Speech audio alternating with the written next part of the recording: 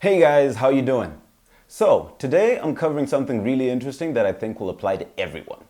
Have you ever hired a photographer for a wedding or received images from a designer and you realize you don't have the necessary software to open it up and you've got, let's say, a file format that says RAW or PSD and you open it up and Windows just gives you a blank thumbnail and you have no idea how to handle this stuff?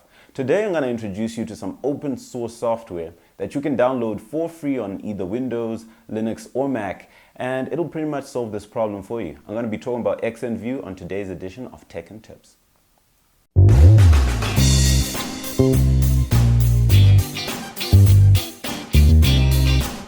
Alright, so XnView is a software application that's used to view images.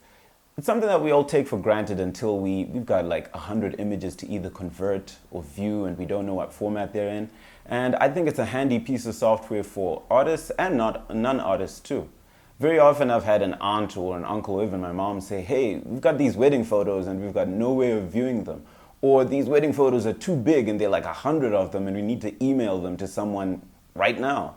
So XnView pretty much solves that problem for everyone, whether you're an artist, a designer, an animator, whatever. If you got hundreds of images or strange file formats, this is the software that you need to get, and it's free.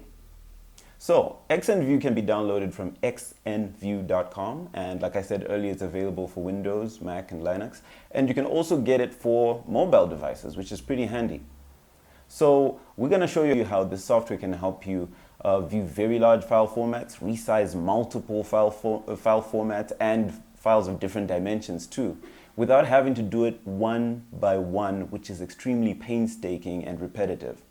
The excellent part about this is it replaces more expensive software that you might be familiar with, such as Adobe's Bridge, and it's got a very, very small memory footprint, so it'll run on just about any kind of hardware without slowing you down or having any kind of lag. You can get another partner software utility which comes with XnView by the same company called XnConvert. Personally, I use this to convert tons of files, like let's say I've got 100 PSDs that I need to compile for a storyboard and I need to convert them to JPEG so that a client can view them. With a click of a button and just telling it which file folder to find the originals in and where to send the output files, I can just do that in under 5 minutes instead of converting them one at a time.